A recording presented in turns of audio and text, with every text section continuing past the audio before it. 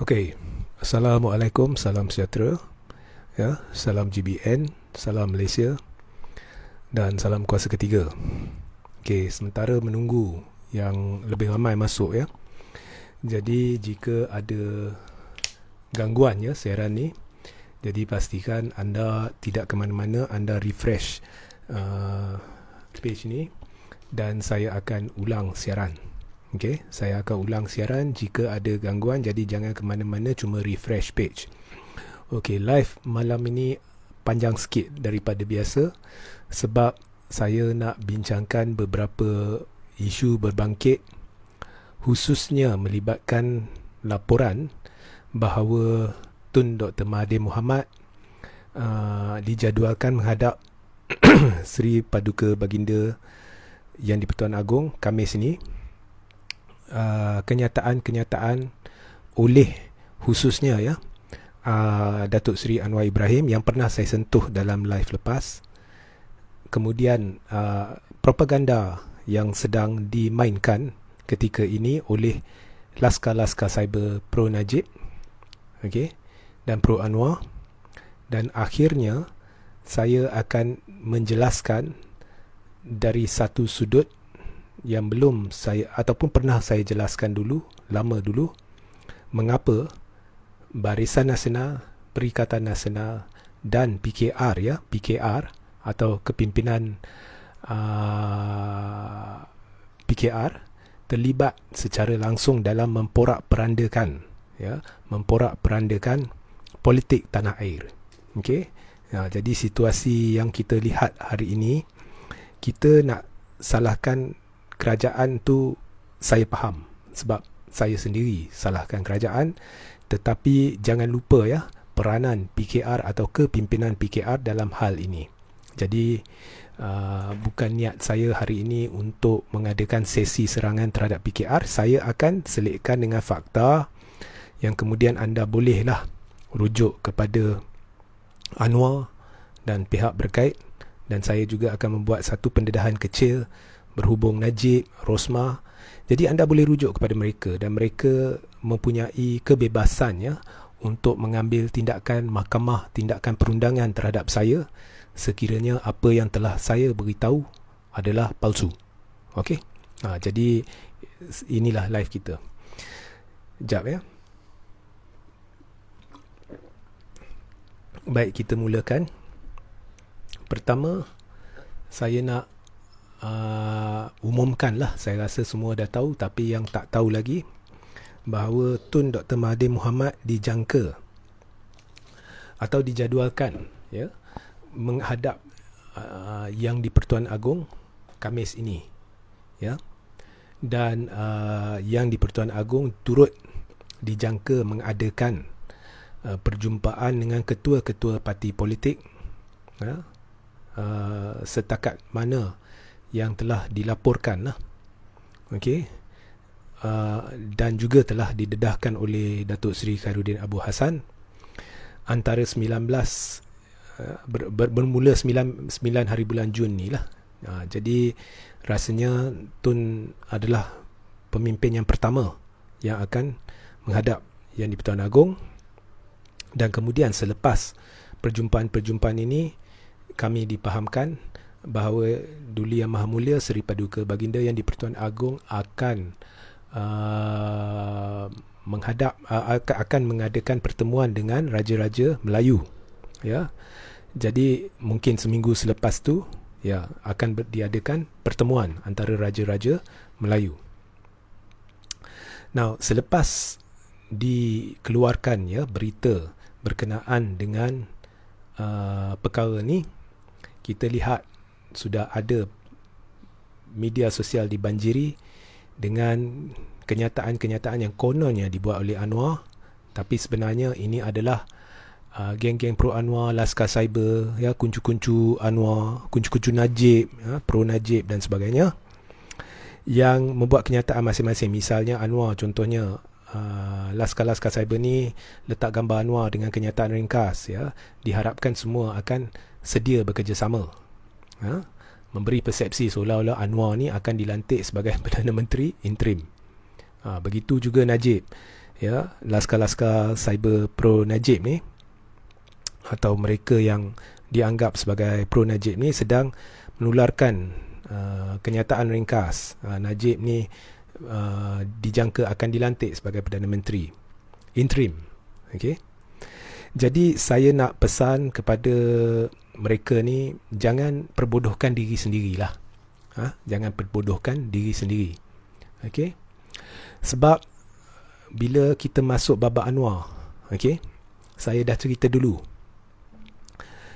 Kita dah lihat semenjak tahun 2008 lagi, pelbagai jenis kenyataan berhubung majoriti sokongan akan bentuk kerajaan, ya, pelbagai jenis kenyataan yang diberikan oleh Anwar, seolah-olah Anwar ni esok nak jadi Perdana Menteri. Esok dah masuk 2 dekad dah. Okay? Dah masuk 2 dekad semenjak Anwar dipecat daripada UMNO sebab menimbulkan huru-hara kekacauan di dalam UMNO. Okey, sebab cuba menipu ahli-ahli UMNO. Kononnya Tun ni adalah bapa nepotisme, kronisme. Apa yang Tun buat, Tun memberanikan diri untuk mendedahkan di surat khabar, ya, di akhbar harian, senarai penuh mereka-mereka yang terlibat dalam projek-projek syarikat-syarikat yang berkait dengan kerajaan. Dan bila lihat sana, nama mereka yang terberkait sama ada secara langsung atau tidak langsung dengan Anwar Ibrahim, Zaid Hamidi, semua keluar di sana. Okey. So, inilah kerja Anwar, timbulkan persepsi kerana kemaruk kuasa, terlalu terdesak ingin menjadi Perdana Menteri. Perjuangan Anwar tidak ada kaitan dengan agama, bangsa, negara. Ianya adalah perjuangan dia dan keluarga dia untuk menjadikan Anwar Ibrahim Perdana Menteri. Titik. Nokta. Ya, itu perjuangan dia. Dan kemudian pelbagai helah dilakukan setelah Pakatan Harapan berkuasa. Okey, saya dah berulang kali beritahu. Okey. Dah pegang kerajaan.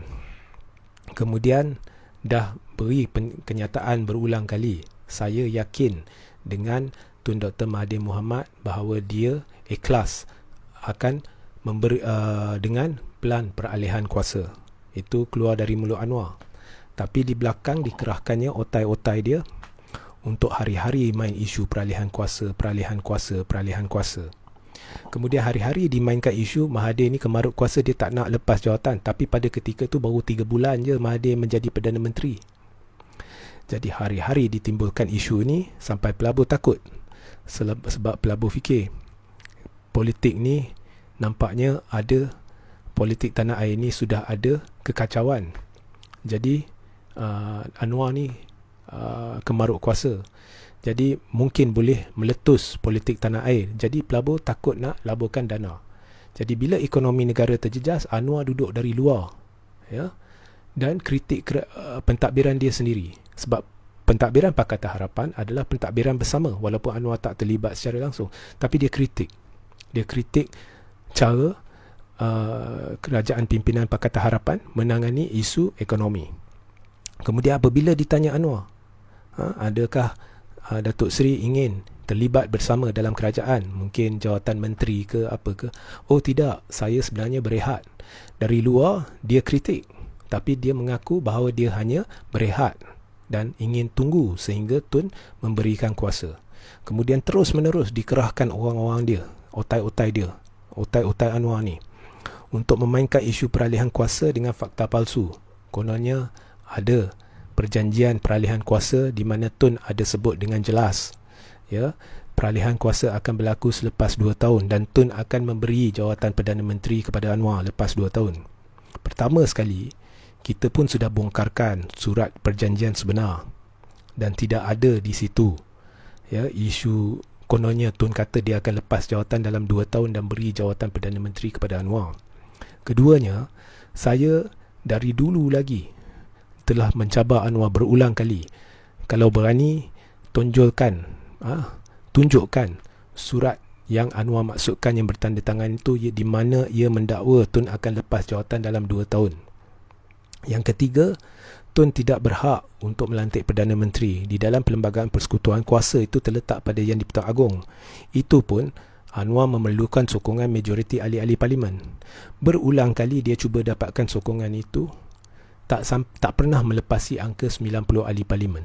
Jadi bila ahli parlimen tak nak dia, bagaimana dia nak jadi Perdana Menteri? Sekarang ini, kedudukan Anwar dah teruk. Hampir atau lebih 50% Pakatan Harapan tak terima dia. Mengapa saya kata begitu?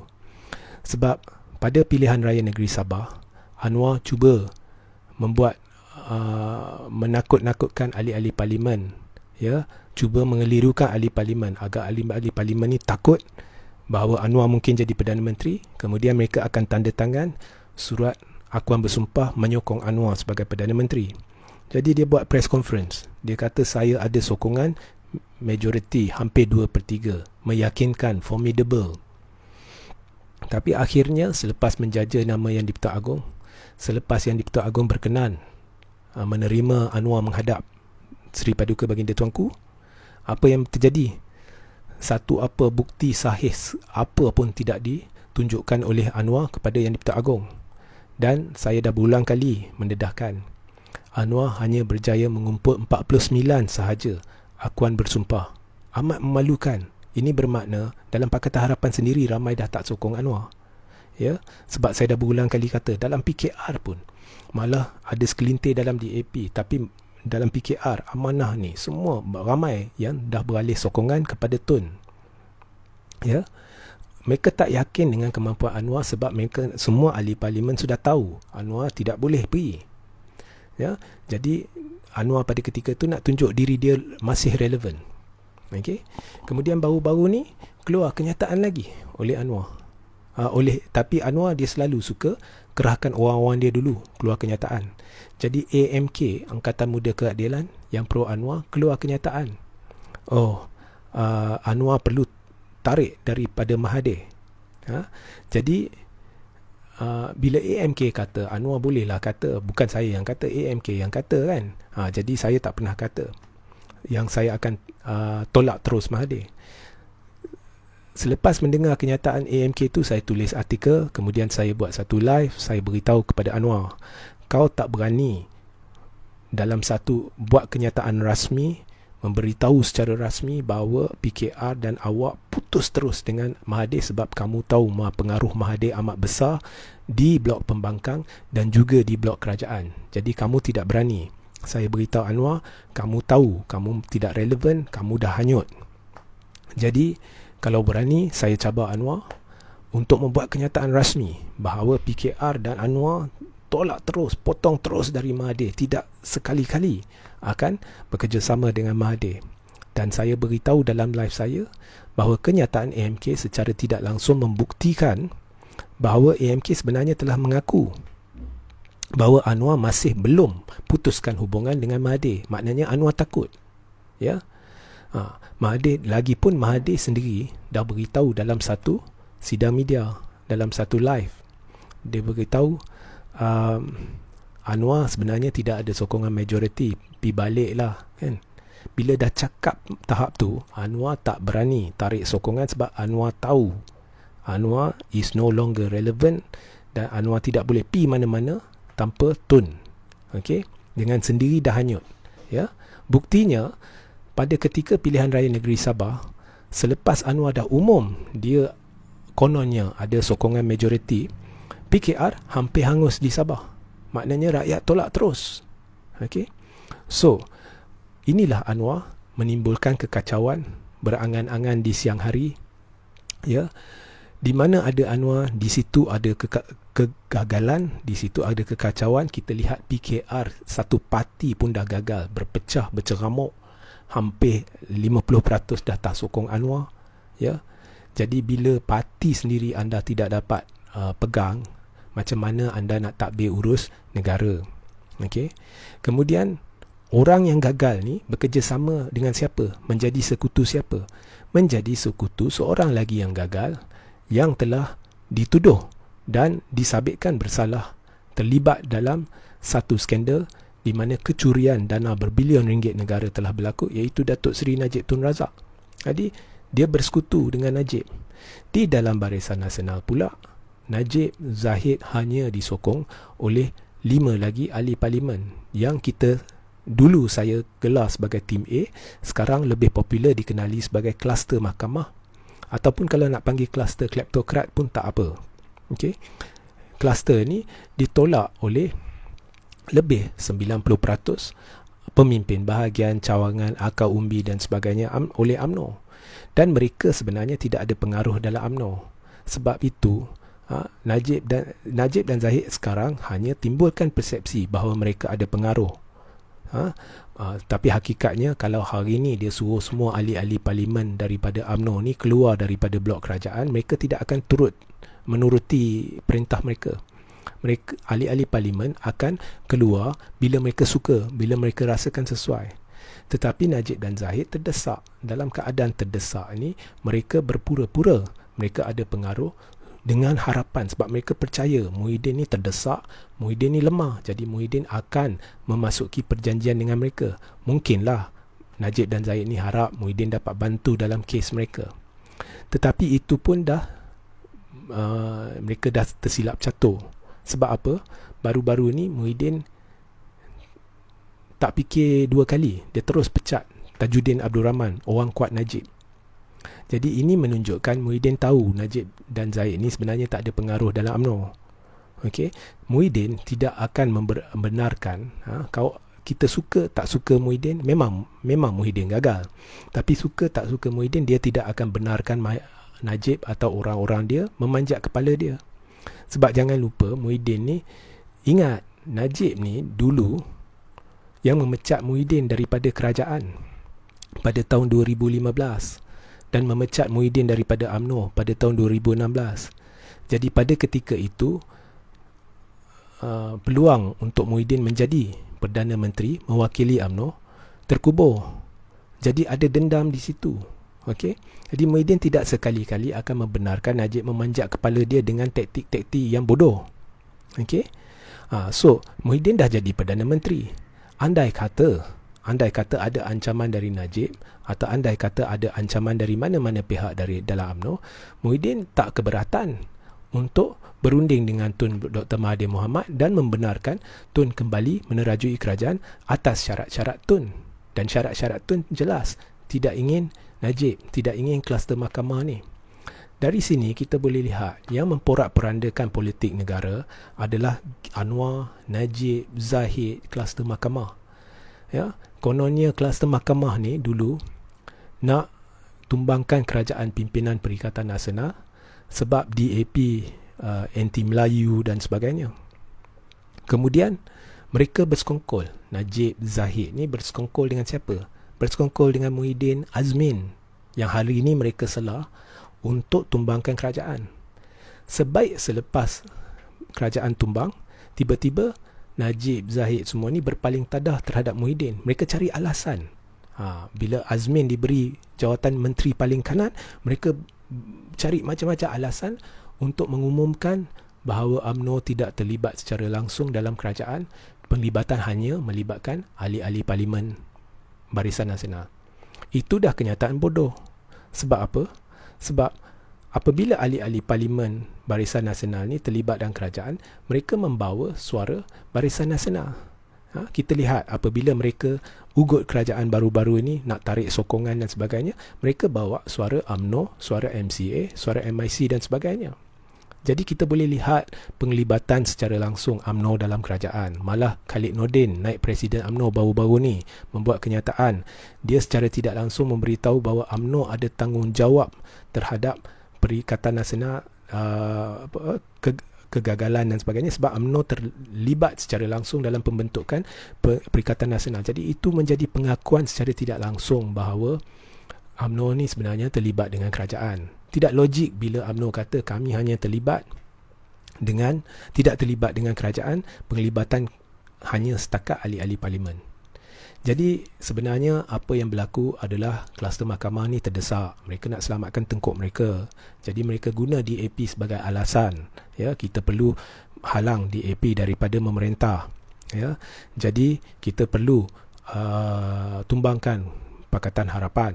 Kemudian mereka bersekongkol, kluster mahkamah ni bersekongkol, ya, termasuk Najib, Tajuddin dan sebagainya bersekongkol dengan Muhyiddin, Hamzah Zainuddin, Zahid Ma'arif, Azmin Ali, ya, untuk tumbangkan kerajaan pimpinan Pakatan Harapan. Lepas dah tumbang, itu fasa pertama. Fasa kedua, tiba-tiba UMNO buat jahat. Dia kata dia tak nak terlibat dengan Perikatan Nasional. Pelbagai alasan digunakan. Mereka bersekongkol dengan Azmin dulu, sekarang mereka kata tak puas hati dengan Azmin, tak puas hati dengan ini, tak puas hati dengan itu. Kemudian akhirnya sepatutnya masuk fasa ketiga. Fasa ketiga ialah kluster mahkamah ni akan arah 7 hingga 8 ahli parlimen, untuk keluar daripada kerajaan dan cuba menumbangkan kerajaan pimpinan Perikatan Nasional dan Barisan Nasional supaya tercetus pilihan raya. Dan dalam pilihan raya, mereka tahu UMNO ni tidak akan menang pilihan raya, tetapi mereka yakin UMNO akan menang lebih banyak kerusi daripada PPBM dan PAS. Jadi niat mereka adalah lepas pilihan raya UMNO akan masuk Perikatan Nasional, tetapi oleh kerana ada lebih banyak kerusi, maka UMNO akan pegang kerajaan dan kemudian pelawa parti-parti dari Sabah dan Sarawak dengan harapan boleh bentuk gabungan majoriti, dan itulah yang ingin dicapai oleh Najib, Zahid dan kluster mahkamah. Tapi rancangan itu gagal. Sebab apa? Pertama, Zahid, Najib tak jangka, ya, tak jangka PAS akan merapati Muhyiddin. Najib, Zahid tak jangka PAS akan masuk Perikatan Nasional secara rasmi. Najib, Zahid tak jangka bahawa UMNO dan PPBM akan bergelut untuk takluki Sabah. UMNO akan cuba letak jawatan ketua menteri dia sendiri, PPBM akan cuba letak ketua menteri dia sendiri, sampai mereka bergelut sampai tercetusnya pilihan raya negeri Sabah. Kemudian Najib, Zahid tak jangka bahawa pilihan raya negeri Sabah yang dicetuskan oleh Barisan Nasional dan Perikatan Nasional menyebabkan angka COVID, penularan angka COVID menggila, ya, sehingga rakyat meluat dengan PPBM dan UMNO. Najib, Zahid turut tak jangka bahawa Najib akan dijatuhkan hukuman bersalah oleh Mahkamah Tinggi. Ya, mereka menjangka mungkin Muhyiddin ni lemah, mungkin boleh bantu, ya. Mereka tidak menjangka Najib akan dijatuhkan hukuman bersalah. Ya, seandainya Najib didapati tidak bersalah, rancangan asal dalam fasa ketiga, selepas tercetus pilihan raya, Najib akan dinamakan calon Perdana Menteri Barisan Nasional. Tetapi mereka tidak menjangka semua perkara ni akan berlaku. Okey, jadi memporak-perandakan, ya, politik tanah air. Dan sekarang dah terdesak sebab Zahid dan Najib dah terdesak sebab majoriti dalam Barisan Nasional tolak, ya. Anwar dah terdesak sebab lebih 50% dalam Pakatan Harapan tolak. Jadi mereka bimbang. Sedang berlaku diskusi melibatkan ahli-ahli parlimen blok kerajaan dan blok pembangkang dengan Tun Dr. Mahathir Mohamad. Jadi untuk mengelirukan ahli-ahli parlimen ni, keluarlah cerita dongeng. Kononnya UMNO, Barisan Nasional, Pakatan Harapan ni mungkin akan bentuk gabungan kerajaan selepas PRU 15. Ya, untuk cuba mengelirukan supaya ahli-ahli parlimen ni keliru, dan dengan harapanlah ahli-ahli parlimen ni tidak akan berbincang dengan Tun Dr. Mahathir Mohamad. Tapi ahli-ahli parlimen bukannya bodoh, tapi Najib, Zahid, Anwar tidak ada pilihan lain sebab dah terdesak. Jadi ini langkah-langkah terakhir yang mereka sedang buat, ya, untuk menimbulkan persepsi.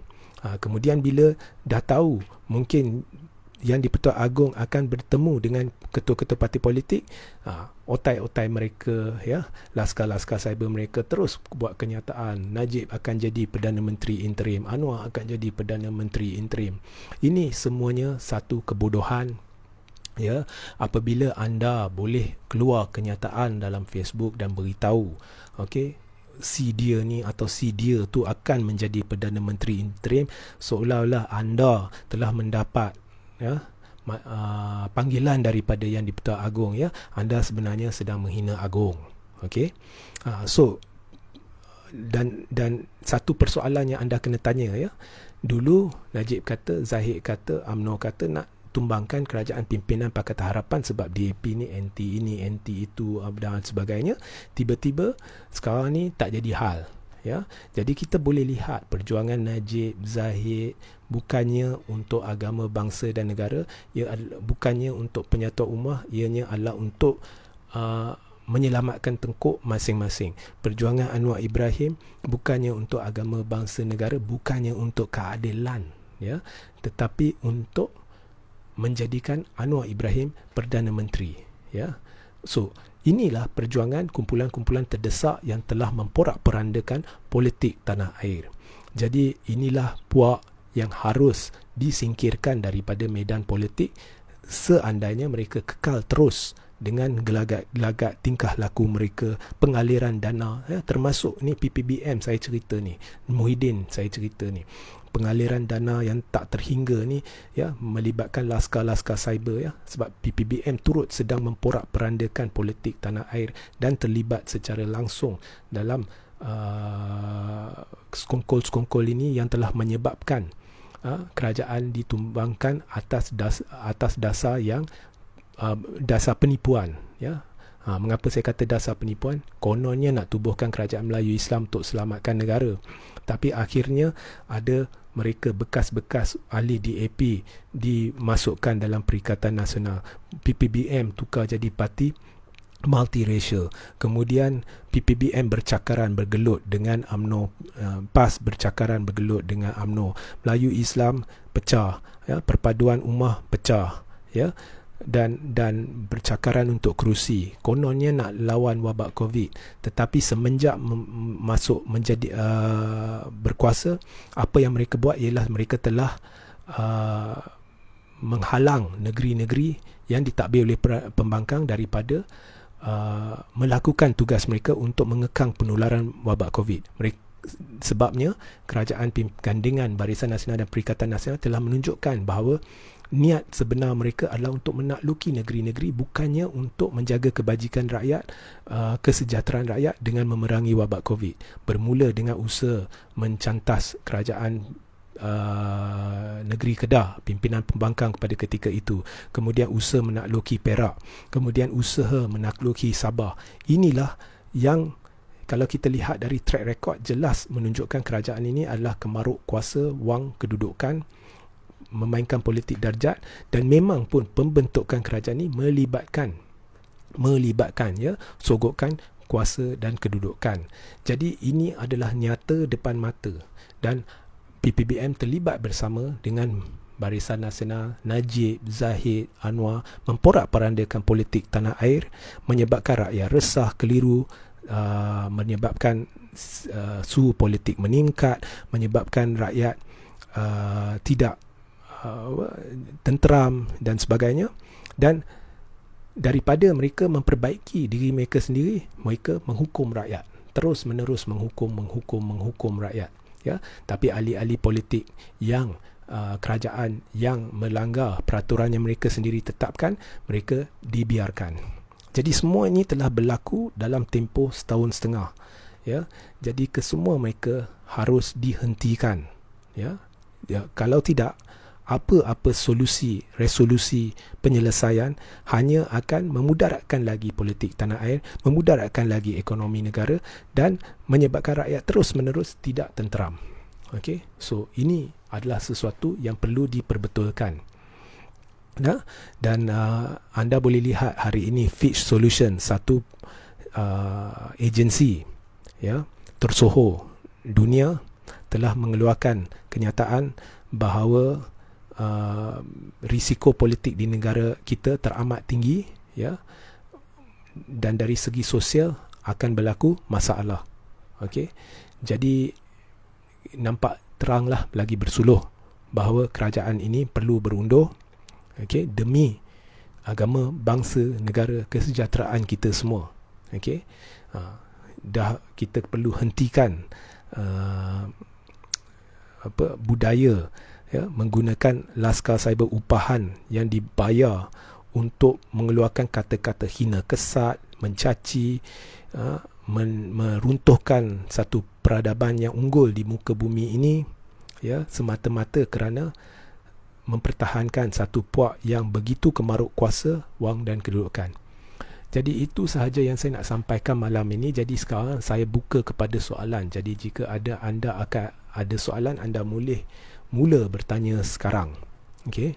Sementara menunggu soalan anda, jadi saya akan pastikan ya, selepas live ni di dalam ruang komen saya akan letak link kepada saluran Telegram saya. Jadi pastikan anda sertai saluran Telegram saya, di mana saya membuat banyak pengumuman ya, dan pastikan juga anda sentiasa mengikuti live saya dan siaran ulangan yang disiarkan menerusi YouTube saya, iaitu YouTube Reggie J. Siritaudin. Baik, jadi kalau ada soalan, sila anda boleh bertanya dari sekarang ya. Ada apa-apa soalan? Usah hiraukan ya. Laskar hari ni, serangan laskar cyber agak ni. Bila pendaftaran buat pejuang akan diluluskan? Itu memang Tun dah terang-terang beritahu lah. Tun dah terang-terang beritahu, dah dakwa bahawa ada campur tangan politik ya. Tapi dakwaan-dakwaan sebegini tidak akan disiasat. Apabila seorang yang bergelar Ketua Polis Negara terang-terang membuat sidang media dan beritahu ada salah guna kuasa ya, SPRM kata itu isu dalaman polis, itu adalah satu penipuan, itu automatik SPRM kena siasat. Jadi bila SPRM boleh berkata begitu, jadi Tun pun dah beritahu bahawa ada campur tangan politik, tapi tak ada apa yang akan dilakukan. Jadi kita tidak tahulah, kita tunggu keputusan mahkamah berhubung pendaftaran pejuang. Okey, ada apa-apa soalan lain?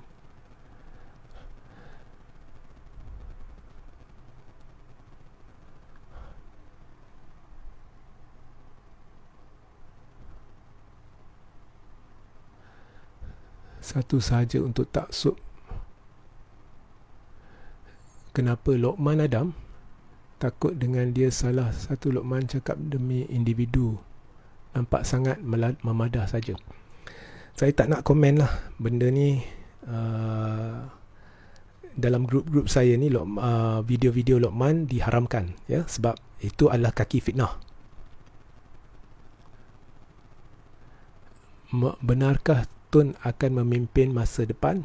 InsyaAllah ya, saya begitulah kita harapkan, sebab pengalaman beliau ya, dalam menangani situasi krisis yang belum pernah kita alami ya, terbukti pada tahun 1998. Pada ketika itu kita tidak pernah mengalami situasi krisis kewangan yang begitu teruk, tetapi Tun dengan mudah menyelamatkan negara.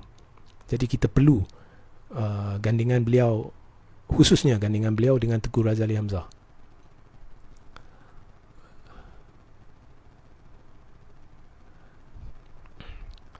Layakkah Najib dilantik PM interim sedangkan kes mahkamah belum selesai? Ianya akan mengucak-kacirkan negara lagi, ekonomi negara lagi, tahap keyakinan pelabur. Ianya akan mengucak-kacirkan politik negara ni. Dan saya dah jelaskan dengan panjang lebar, Najib lah antara punca politik negara kita diporak-perandakan. Jadi dan dia telah disabit bersalah. Jadi sepatutnya tak layak lah, okey, tapi dan tak sesuai pun, okey.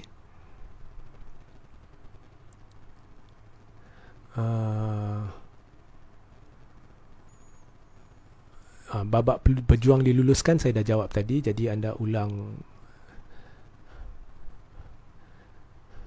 Betul ke Tun M akan pimpin kerajaan tanpa parti? Kalau kita rujuk Perlembagaan Persekutuan, dalam babak pembentukan kerajaan dia buta parti.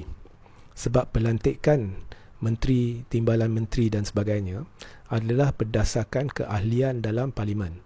Kalau pelantikan Perdana Menteri, ianya berdasarkan keahlian dalam Dewan Rakyat.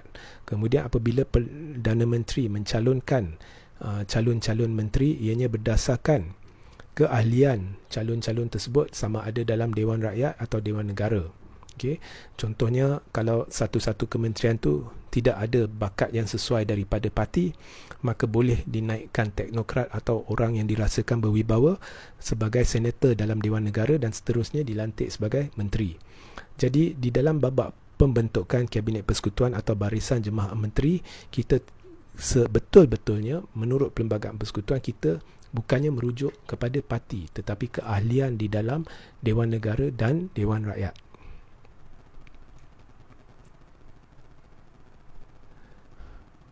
Tun ada mengutus surat kepada YDBA, betul?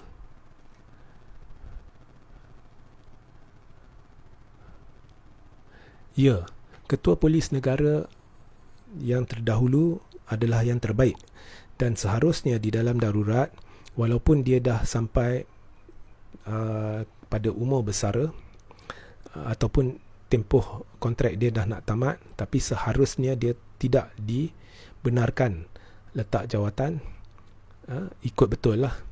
Dan saya pun berpendapat bahawa kerajaan seharusnya telah memanjangkan lagi kontrak Hamid Badu supaya beliau boleh menghabiskan kerja-kerja beliau demi kebaikan kita bersama dan kebaikan pasukan polis. Dan saya berharap jika berlaku perubahan kerajaan yang amat perlu dalam masa terdekat dan seandainya Tun kembali atau satu gandengan Tun bersama dengan Tengku Razali atau pihak-pihak yang berwibawa, saya harap, saya amat-amat berharap Tan Sri Hamid Badu dikembalikan pada jawatan Ketua Polis Negara supaya beliau boleh menghabiskan kerja yang telah dimulakannya, ya.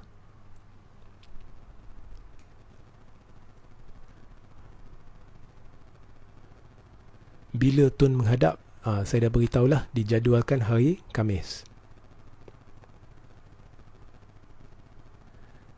Rakyat memang mangsa politik, ya. Rakyat seksa sebab kelakuan pemimpin-pemimpin kerajaan sekarang. Rakyat disuruh duduk diam setahun setengah melalui pelbagai bentuk kekangan pergerakan, ya, disebabkan kegagalan kerajaan dalam menangani wabak Covid. Rakyat jadi mangsa, rakyat yang terhimpit, rakyat yang tersepit. Bukannya bantuan tu semua sampai kepada rakyat, bukannya cukup pun. Okey. Nah, ini dah masuk lockdown separuh masak. Saya dah berulang kali kata, ini bukan soal saya sokong ke tak sokong lockdown, itu tolak tepi. Tapi anda dah kata total lockdown. Ini bukan total lockdown, ya. Tak mirip pun PKP 1. Dan ada satu carta yang sedang tular di media sosial, dan saya pun setuju dengan carta itu. Sebab kita lihat baru-baru ni angka yang COVID yang diumumkan berkurang. Tapi kalau kita kaji betul-betul, saringan pun berkurang. Sudah pasti kalau saringan dikurangkan, angka COVID akan kurang. Jadi apa sebenarnya sedang berlaku? Jadi saya mintalah KKM beri penjelasan isu itu. Okay?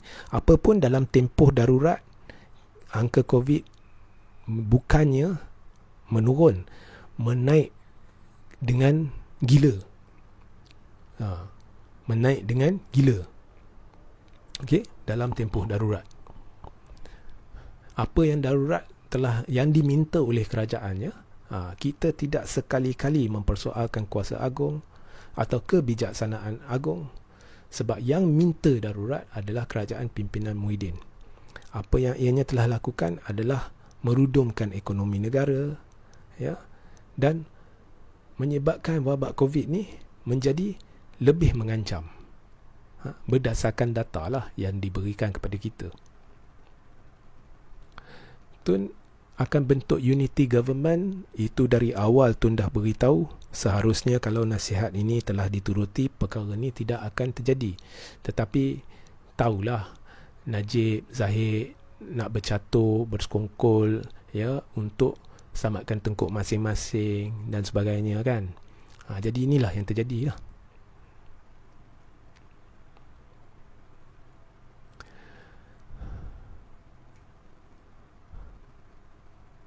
Adakah Tuan pasti ada sokongan pada Tun daripada MP-MP UMNO? Sekarang ni tadi dalam pencerahan saya tak cerita berkenaan dengan adakah Tun ada majoriti ke tidak. Saya bercerita yang saya pasti Anwar tidak mungkin menjadi Perdana Menteri kerana tidak boleh mendapat sokongan. Okey. Sekarang ni misi bukannya untuk melihat siapa ada sokongan. Sekarang ni misi yang terutama adalah untuk memastikan kerajaan ini dihentikan dan kerajaan baru mengambil alih, mungkin dalam kapasiti interim, ya, untuk memastikan perjalanan kerajaan teratur, betul, bertanggungjawab, mampu menangani masalah-masalah berbangkit, mampu menyelesaikan krisis sehingga parlimen dibubarkan. Ya, itu tumpuan utama. Dan apabila parlimen dibubarkan kelak, isu MP ni tidak jadi isu hal sebab semuanya dah tak ada kerusi. Jadi ianya bergantung balik pada kekuatan sokongan rakyat terhadap kelompok-kelompok yang wujud. Okey. Tapi satu yang saya pasti, Anwar ni memang ditolak oleh hampir semua dalam kerajaan dan dalam kelompok dia sendiri. Dia mengalami rintangan, penolakan.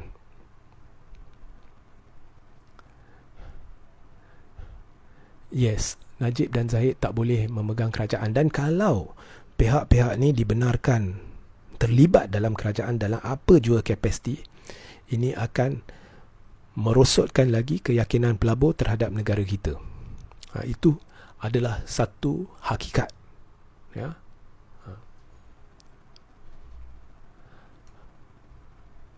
Adakah Agong, ini terpulang pada Agong. Adakah Agong akan pilih PM9? Ini terpulang kepada Agong.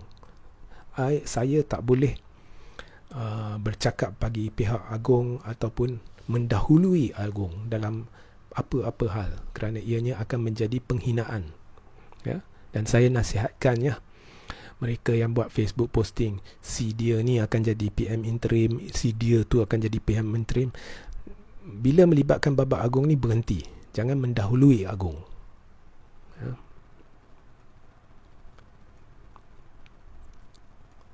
Apakah status kerajaan negeri kalau ada lantikan PM interim? Bila kita cerita kerajaan pusat lah, kerajaan negeri. So yang dimaksudkan ni kerajaan pusat. Okey. So kita bukannya bercerita kerajaan negeri. Tetapi kalau lihat beberapa kerajaan negeri pun banyak menimbulkan masalah, especially kerajaan negeri Kedah. Ya. Kenyataan terkini Menteri Besar Kedah amat memalukan lah. Saya tak minat pun janda, saya hanya minat kereta, jadi saya berhenti tengok lah. Itu kenyataan seorang yang bergelar Menteri Besar dari PAS. Okay, memalukan lah, memalukan. Okay.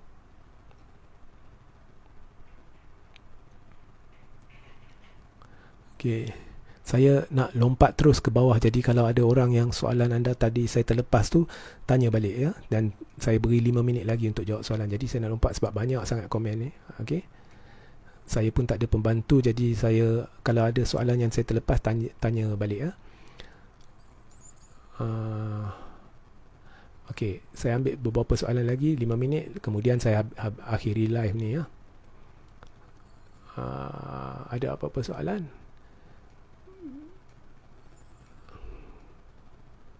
Syafiq Abdal layak ke jadi PM interim?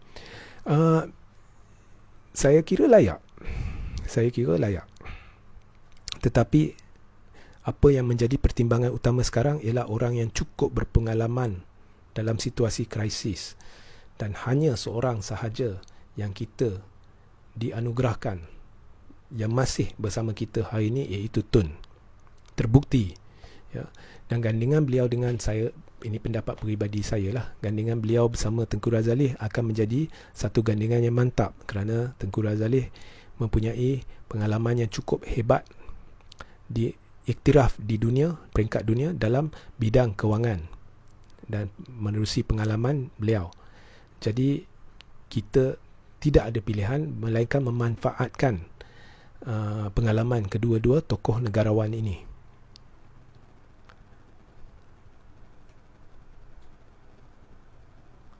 Ya, sekiranya Tun M dilantik sebagai Perdana PM interim, saya mohon Hamid Badu. Ya, benda ni pernah saya timbulkan. Saya rasa ini lebih tepat. Tadi saya beritahu saya harap Hamid Badu kembali jadi Ketua Polis Negara. Saya lupa, saya pernah cadangkan lebih baik sekiranya Tun M kembali sebagai PM, Perdana Menteri, Hamid Badu menerusi lantikan ke Dewan Negara. Beliau dilantik sebagai Menteri Dalam Negeri. Ini adalah sesuatu yang terbaik. Ya. Setuju kerajaan interim berbaloi. Okey. Yang babak Laskar ni minta semua orang jangan hiraukan, ya. Just don't bother about them. Kenapa DAP sokong PAS di Kedah? Baru ni ada satu surat yang tular, yang sedang ditularkan, yang menunjukkan satu surat daripada PKR, ya, bukan DAP, PKR Kedah.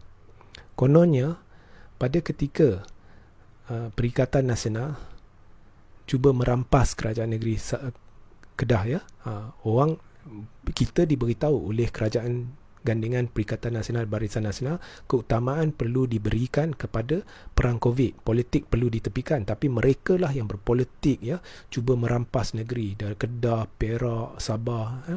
Pada ketika usaha dilakukan untuk rampas kerajaan negeri Kedah dan akhirnya berjaya, ya, Sanusi jadi Ketua Menteri, ada satu surat dari PKR yang sedang tular. Kononnya PKR Kedah telah menyokong pelantikan perubahan kerajaan negeri di Kedah dan pelantikan Ketua Menteri ataupun Menteri Besar dari PAS. Sama ada betul atau sahih ke tidak surat tu, saya tidak tahu. Tetapi memang surat tu sedang tular.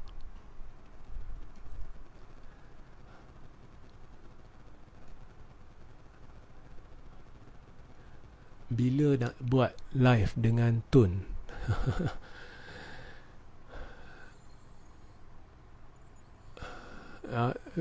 Sasha Srigar, Tun menghadap agung pada hari Khamis atau Jumaat? Setakat mana yang saya faham, Khamis lah. Okey, Samsul Bahari Samsul, bila nak buat live dengan Tun? Saya dah beritahu, saya tidak tahu, dan saya pun rasa Tun is too great for a person like me to to interview him. Tapi kalau Tun minta, saya setuju. Tapi he is that great in my mind lah. I am a nobody next to him.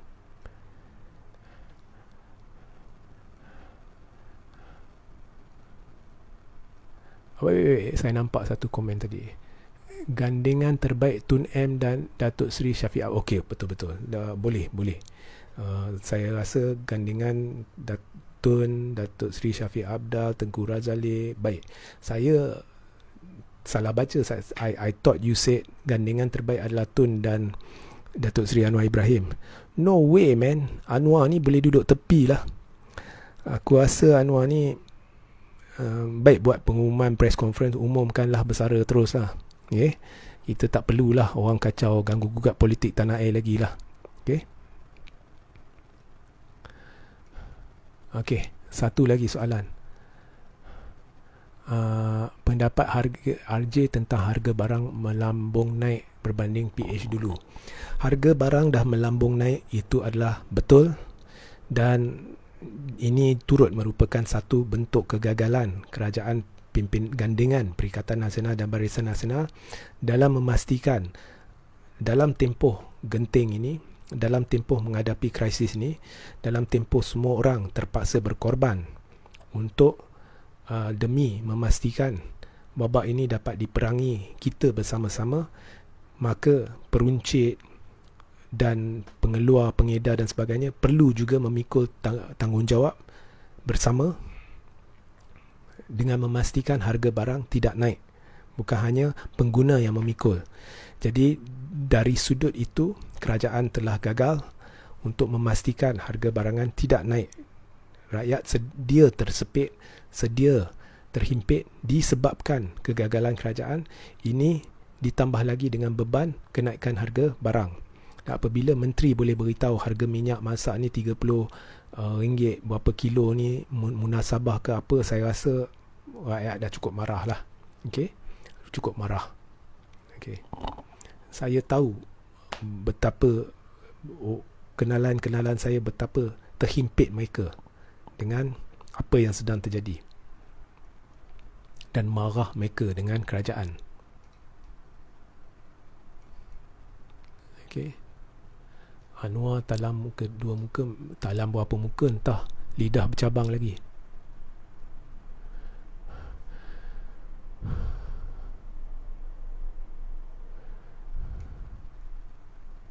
Okey, satu lagi soalan, kalau tidak saya akhiri live ni ya. Okey, last question. Kalau ada soalan, sila tanya. Okey. Datuk Seri Afiq.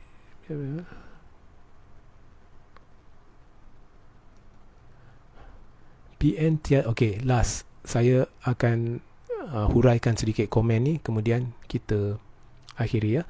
Okey, Syed Muhammad Khalif. PN Perikatan Nasional tiada manifesto, sebab itu gagal segala-galanya. Mana nak manifesto? Ini adalah satu sekongkol melibatkan sekumpulan ahli-ahli parlimen yang bersetuju untuk bersama atas sogokan kuasa dan kedudukan. Jadi perjuangan mereka mana kita nak harap untuk rakyat, untuk kebajikan negara dan sebagainya, sebab dah dasar sogokan. Ya, sokongan mereka atas dasar sogokan. Dan mana boleh ada manifesto, sebab mereka bersama bukannya sebab mempercayai satu sama lain atas dasar sogokan. So betul jugalah dia tak ada manifesto, dia gagal. Tapi tak boleh pun nak adakan manifesto yang boleh dipersetujui semua. Masing-masing dalam kelompok mereka pun masing-masing cantas mencantas nak cuba kuasai, nak cuba pegang kuasa. Di Sabah, UMNO dan PPBM yang mengaku dalam satu gabungan pun bercakaran nak kuasai jawatan Ketua Menteri. Mana nak manifesto? Jadi memanglah ini salah satu punca kegagalan. Jadi saya fikir puak-puak PPBM ni dan puak-puak Barisan Nasional ni, laskar-laskar yang mereka upah ni, kali ini apa pun yang ditulis, apa pun yang disuarakan ni hanya akan berlega di sekitar pentaksub mereka saja. Mereka ni duduk dalam kepompong khayalan. Mereka ingat, oh, I have a lot of viewers, jadi orang dengar saya. Sebenarnya kenyataan-kenyataan mereka ni hanya berlega di sekitar pentaksub-pentaksub mereka dalam satu dunia yang kecil, dan mereka tidak sedar bahawa mereka ni tak relevan. Sebab apa? Kerajaan dah gagal depan mata terang-terang. Apa pun anda cuba spin, anda tidak boleh halang rakyat daripada melihat hakikat. Hak rakyat terkesan terus. Malah apabila anda menulis, berkata-kata dengan cara yang cuba mempertahankan kerajaan ni, ianya akan memarahkan rakyat. Okey, jadi saya akhiri live ini untuk hari ini, dan mungkin saya akan kembali esok ke lusa, saya tak pasti lagi, atau mungkin setelah Tun menghadap Yang di-Pertuan Agong pada hari Khamis. Jadi sehingga kita berjumpa di lain hari, jangan lupa ya, sertai saluran Telegram saya akan letak link di ruang komen sebentar lagi. Jadi Assalamualaikum, salam sejahtera, salam GBN, salam Malaysia, salam kuasa ketiga.